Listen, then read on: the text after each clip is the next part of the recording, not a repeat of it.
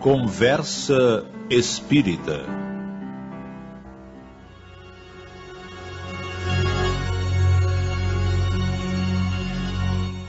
Muito bem, vamos dando continuidade aqui ao nosso programa Momento Espírita, agora com o quadro Conversa Espírita. Lembrando que estamos sorteando hoje 2 livros maravilhosos, né? Análises Espíritas de Deolindo Amorim. É um livro fantástico, inédito, nunca sorteamos esse livro aqui. E também o Evangelho segundo o Espiritismo. Você pode ganhar ligando e participando do sorteio. Ligue 3315-4201, 3315-4202, 3315-4203. O tema da Conversa Espírita hoje é: aonde estão os nossos amores? Vida espiritual. Cadê aquelas pessoas que nos precederam na vida espiritual, né? Onde elas estão? Vamos falar um pouquinho sobre isso, esse aspecto da saudade que muitas pessoas têm, né? E muitas vezes, isso às vezes quando é um tanto desesperador para algumas pessoas, chega até a prejudicar o desencarnado no seu desempenho na vida espiritual. Vamos falar sobre esse assunto. Vamos primeiro ouvir a mensagem, né, preparada para hoje. Em seguida, a gente volta conversando sobre esse assunto. Assumindo agora o controle técnico, Joveci Rodrigues, e o nosso Alex Melo vai para o seu merecido repouso. Vamos trazer a mensagem, meu amigo Joveci.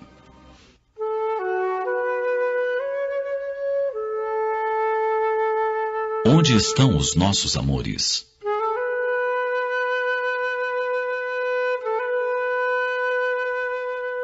Quando as sombras da morte arrebatam nossos amores, um punhal se crava em nosso coração. A dor moral é tamanha, a sensação de perda é tão grande, que o corpo inteiro se retesa e sente dores. À medida que os dias se sucedem e as horas avançam, tristonhas, acumulando dias, a ausência da presença amada mais se faz dolorida. Então, revolvemos nossas lembranças, e no banco de dados da nossa memória, vamos recordar dos momentos felizes que juntos desfrutamos. Recordamos das viagens, das pequenas coisas do dia a dia, dos aniversários, das tolices, e até das rusgas, dos pequenos embates verbais, que por convivermos tão próximos, aconteceram ao longo dos anos. Se o ser amado é um filho, ficamos a rememorar os primeiros passos, as palavras iniciais, os balbucios. E a noite da saudade vai se povoando de cenas que tornamos a viver e a sentir. Recordamos o dia da formatura, as festas com os amigos, as ansiedades antes das entrevistas do primeiro emprego. Tantas coisas a rememorar. Acionamos as nossas recordações e, como um filme, as cenas vão ali se sucedendo, uma a uma, enquanto a vertente das lágrimas extravasa dos nossos olhos. Se se trata do cônjuge, vem-nos à lembrança os dias do namoro, os tantos beijos roubados aqui e ali, as mãos entrelaçadas, os 1000 gestos da intimidade. Na tela mental, refazemos passos, atitudes, momentos de alegria e de tristeza, juntos vividos e vencidos. Pais, irmãos, amigos, colegas. A cada partida, na estatística de nossa saudade, acrescentamos mais um item. E tudo nos parece difícil, pesado. A vida se torna mais complexa sem aqueles que amamos e que se constituíam na alegria de nossos dias. Vestimos-nos de tristeza e desaceleramos o passo da própria existência. Como encontrar motivação para a continuidade das lutas se o amor partiu? Como prosseguir caminhando pelas vias da solidão e da saudade?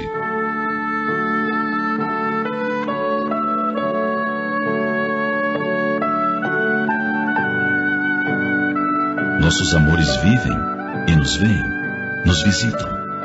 Não estão mortos. Apenas retiraram a vestimenta a que nos habituáramos a vê-los. substituíram as vestes pesadas por outras diáfanas, vaporosas, mas continuam conosco. Por isso, não contribuamos para sua tristeza ficando tristes. Eles que nos amaram, continuam a nos amar com a mesma intensidade e nos desejam felizes. Por isso nos visitam nas asas do sonho, enquanto o sono nos recupera as forças físicas. Por isso nos abraçam nos dias festivos, transmitem-nos a sua ternura com seus beijos de amor. Sim, eles nos visitam. Eles nos acompanham a trajetória e certamente sofrem com nossa inconformação, nosso desespero. Eles estão libertos da carne, porque já cumpriram a parte que lhes estava destinada na terra. Crianças, jovens, adultos ou idosos. Cada qual tem seu tempo, determinado pelas sábias leis divinas.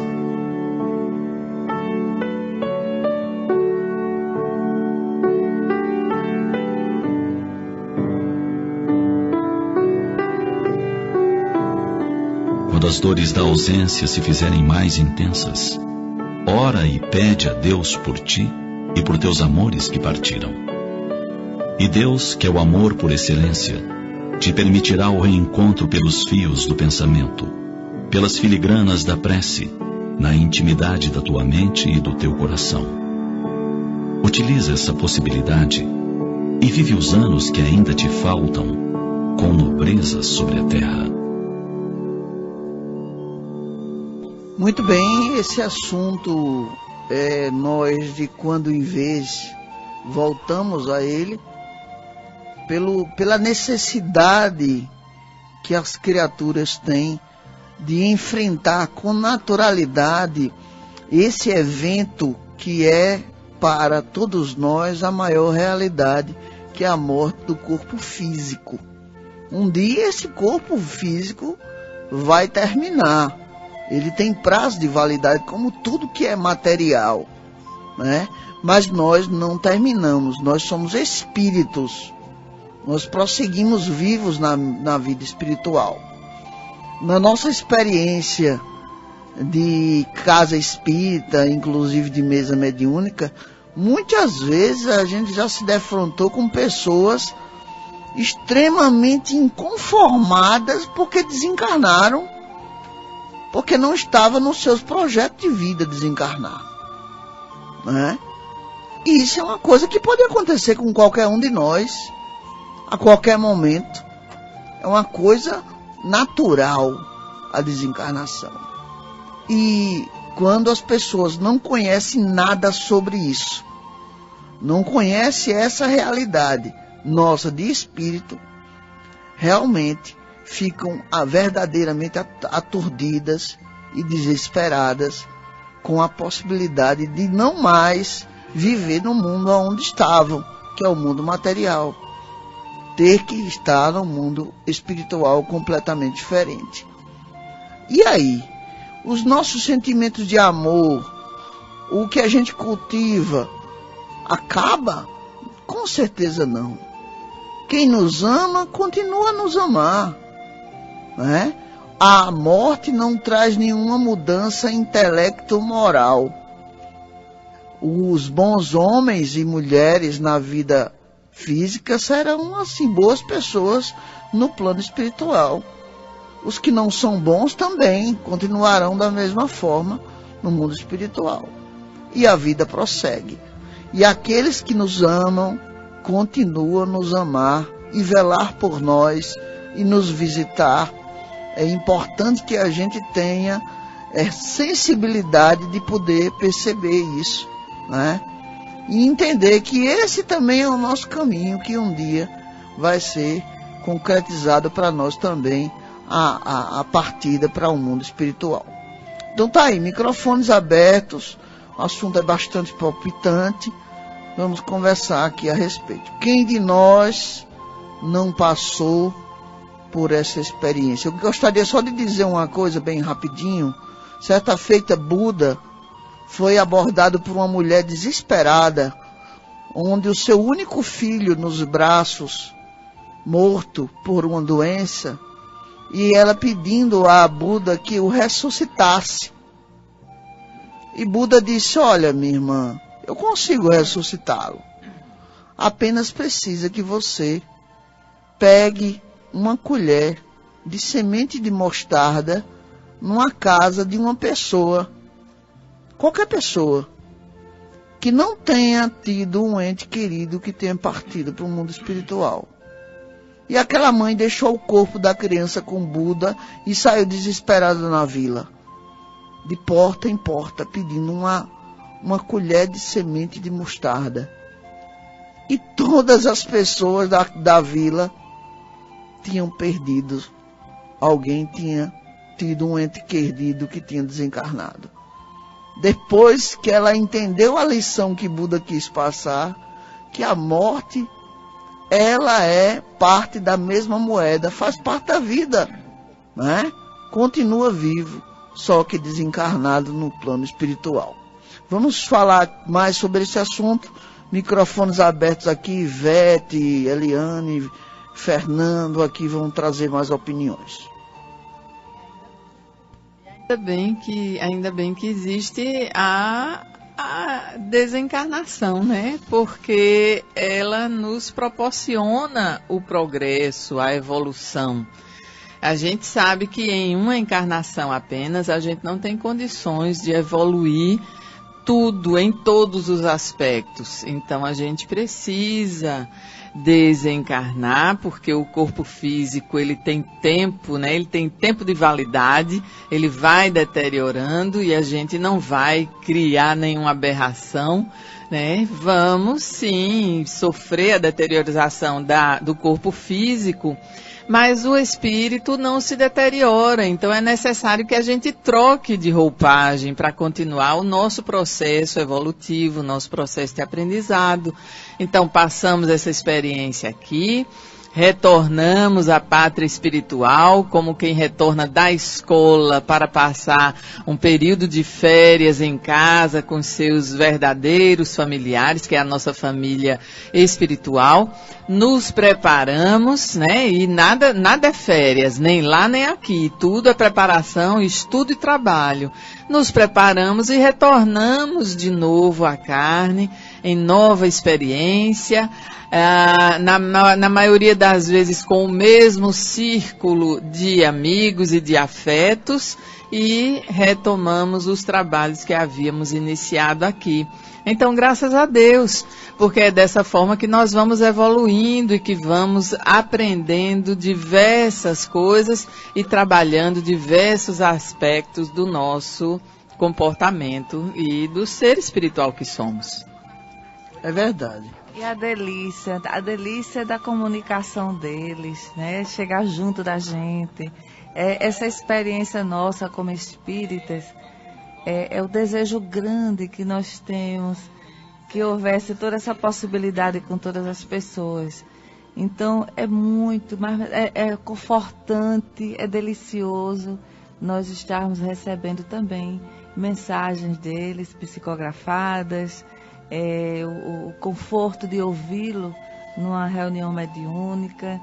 Então, os nossos pais, a certeza de que eles estão ali, muito presentes em nossas vidas. Eliane, para a maioria das pessoas, né, principalmente para as pessoas que não têm convivência em meio espírita, isso aí não é uma coisa muito possível, né? E a gente até diz, porque as pessoas nos procuram na casa espírita, no atendimento fraterno, eu queria uma comunicação do meu pai, do meu avô, da minha mãe.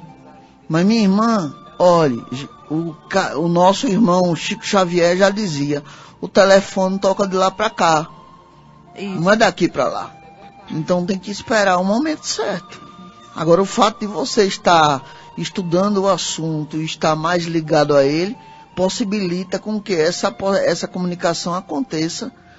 Por exemplo, eu sou uma pessoa, eu me considero um privilegiado, que eu já tive várias oportunidades, depois da desencarnação do meu paizinho querido, está na pátria espiritual, de conversar com ele, depois dele ter desencarnado, né? Tanto através de psicofonia, como pelo sono, no desdobramento que nós temos essa possibilidade também de fazer. E ficarmos atentos também com a mediunidade olfativa. Muitas vezes você não vê, você não é o vidente, às vezes você não é o audiente, né? Mas você sente o cheiro do perfume, você sente a presença, E a questão olfativa é muito interessante. Às vezes nós estamos realizando um evangelho no lar e de repente aquele cheiro gostoso de flores, né? E a gente sabendo que aquele ambiente que nós estamos ali em oração não tem flor nenhuma física aqui terrena. E sobe uma delícia de cheiro. Então, assim, que tenhamos essa certeza que essa ligação intercambial entre o terreno e o espiritual é fascinante. E eu fico aguçando tanto o meu olfato, para ver se eu sinto um cheiro de cachemira e buquê, que era o pó da minha mãe, o talco da minha mãe, e eu nunca consegui sentir. Eu acho que eu sou muito do casca grossa, sabe? Acho que o pessoal me utiliza mais na intuição para poder levar as palavras, claro. Nós não estamos sozinhos quando levamos a mensagem de paz e de esperança, né? Mas sempre que eu sou chamado para fazer um necrológio, né, que são aquelas falas, e a gente faz diante no velório das pessoas que partem, né? Nós costumamos utilizar a simbologia, a metáfora da semente. A semente e sempre nós utilizamos o trigo, né? Porque o trigo é um elemento que tem uma simbologia riquíssima no universo das ideias, no universo dos símbolos, né? Porque o trigo é extremamente prolífico, né? Ele prolifera de uma maneira tão grande, né? Que o próprio Jesus utilizava a imagem do trigo, né? Muitas vezes, não é verdade? E aí o que é que a gente diz? É que para que o trigo ele possa vir a produzir, primeiro ele tem que ser lançado na cova escura. Abre-se a cova escura no solo e a partir dali ele começa a germinar em busca da luz, que é o sol, né? Porque nós sabemos que o fenômeno da fotossíntese, as plantas precisam do sol para que possa produzir o seu próprio alimento no processo autotrófico, né? Que, como as plantas que são autotróficas, ou seja, produzem o próprio alimento, elas necessitam captar a luz do sol e, como diz o Caetano Veloso, né, captá-la e traduzi-la, né, isso, para que ela possa transformar em alimento. Então, depois disso, ela vai o quê? Ela vai atravessando a terra em busca da luz e ela chega finalmente diante da luz para a sua produção. Aí a gente vai também na metáfora bíblica. O Senhor, ele meteu a mão no barro, né? Foi a única vez que o Senhor se ajoelhou dentro da Bíblia, foi até o chão e sujou a mão de barro para construir especialmente, porque antes ele ordenava, faça-se isso, faça-se aquilo. E com o homem não, ele fez com as próprias mãos. Ele criou o arcabouço material e depois insuflou a vida dentro dele, né? Gerando dentro do homem o seu DNA, ou dando para ele aquele DNA que possuía, que ele mesmo possuía. E dizia, do pó viestes, para o pó tornarás. Mas quem é que vai voltar para o pó? Quem voltará para o pó é o corpo. A matéria. A matéria, porque o espírito, que é a essência, foi insuflada dentro do homem por Deus. Ô Fernando, e Jesus foi muito feliz quando ele disse para Nicodemos assim, olha, é necessário nascer de novo para chegar ao reino dos céus, é necessário nascer da água e do espírito. Aí quando ele fala na água, hoje a genética comprova, né? O espermatozoide, uma gota d'água gelatinosa, o óvulo, outra gota d'água gelatinosa, forma, no caso, o zigoto, né? Vai pela trompa de Falópio para o útero alimentar-se de líquido amniótico. A água é o quê? O corpo material. Isso. E o espírito somos quem? Somos nós que voltamos. E a teoria da evolução das espécies, né, mostra que nós evoluímos a partir da água. Justamente. Viemos da água para a terra. né? E sabemos que o nosso corpo, com a idade a que nós chegamos, deve ter cerca de 65% de água. Mas as crianças têm de entre 80% e 85% de água. Ou seja, a água é o elemento criador, né? Quando você coloca bem isso, Renato, com relação à água e o espírito do qual nós deveríamos nascer, não é? Muita gente imagina que é a água do batismo. Embora nós respeitemos a opinião de quem assim pensa, não achamos que ninguém nasça porque recebeu água na cabeça, né? Ninguém vai renascer por isso. Jesus foi batizado por João Batista porque estava na escritura de que o Messias seria batizado, né, na água do Rio Jordão e tal. Mas ele não batizou ninguém. Nunca Jesus batizou quem quer que seja. Não existe nenhum registro disso. No Evangelho, Jesus batizando, né? Alguns diziam assim, os discípulos batizaram, mas depois que Jesus se foi. Justamente. A gente não vê os discípulos batizando enquanto Jesus estava na terra. De forma Depois alguma. que Jesus se foi. Eu gostaria de lembrar, assim, ao ouvinte, a importância de quando nós fazemos preces para os nossos entes queridos, né? Aquela prece raciocinada, organizada e que tenhamos... E sentida, sobretudo, né? E que tenhamos a consciência de que eles nos ajudam o máximo que eles podem fazer, além de auxiliar o nosso anjo guardião, são as preces também. É o que eles podem fazer por nós. Então, que tenhamos esse cuidado, porque por desinformação, algumas pessoas oram para os entes queridos, pedindo para passar no vestibular, pedindo para dar força para isso, para aquilo, para o CSA ganhar, o CRB. Então, assim, é ter esse cuidado, né, de não deixá-los, assim, tensos, né, com os nossos pedidos. Tentando atender uma coisa que eles não podem atender, porque isso não depende deles, né? Até porque o pensamento é uma das forças ainda que o homem menos conhece. O pensamento é extremamente poderoso, ele atravessa distâncias. No momento em que nós pensamos no Japão, o nosso fluido está lá. Justamente. Naquele momento, nós já nos direcionamos em nossos fluidos para lá. Né? Como dizia Einstein, vivemos num grande universo de ondas, de mentes, de raios, de energias e de vibrações. E nesse entendimento, Renato, eu estou rindo porque a Eliane puxou o microfone. Está aqui uma verdadeira disputa por microfone, viu? Então, nesse entendimento, a gente vai se dar conta que, embora o corpo tenha aqui ficado e já não tenha mais vida, o espírito estua, o espírito segue na continuidade da sua experiência de evolução, e os afetos que criou e que deixou aqui na Terra, eles continuam crescendo.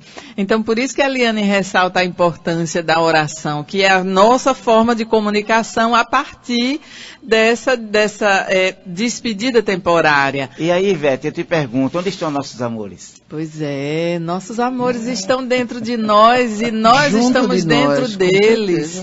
Né? Dentro no sentimento, no afeto, é necessário que a gente não se esqueça disso. Não há distância que o amor não transpõe. Não há distância, nem tempo. E né? é uma outra coisa, né? As pessoas que sentem saudade, que diziam assim, dizem que não posso sentir saudade. Claro que pode, isso é humano. Isso. Não só pode, como deve. Agora, essa saudade ela não deve ser traduzida bordada, em forma de desespero. Ela não deve ser bordada por desespero. Não, Não é verdade? Porque aí deixa de ser saudável, ao invés de fazer bem, porque todo mundo gosta de ser lembrado. Então, na saudade, eu falava aqui com o Edson, daqui do Pinheiro, ele dizia assim, eu estava aqui deitado escutando o programa e não pude deixar de me remeter de imediato ao meu pai e minha mãe. Aquela lembrança boa deles, né? Então, isso é saudável, isso faz bem para o espírito. Isso não morre nunca. E o espírito recebe, Renato, essas vibrações de amor. Agora, quando a gente se permite ao desespero, isso gera profundas inquietações neles, né? Com certeza. Olha só, infelizmente o nosso tempo não dá mais para a gente estender um pouco mais a conversa espírita, mas lembrando para você, cultive a prece, né? O diálogo, o sentido, a prece enviando energias de amor, ou mentalizando um buquê de flores, ou algo que aquela criatura que você ama gostaria de receber, você pode mentalizar, né? Plasma isso na sua mente e a pessoa recebe lá aquela comunicação. Porque um dia nós vamos entender isso muito bem, principalmente quando estivermos também desencarnados, porque todo mundo vai passar para o outro lado. Isso é uma coisa perfeitamente natural, perfeitamente normal.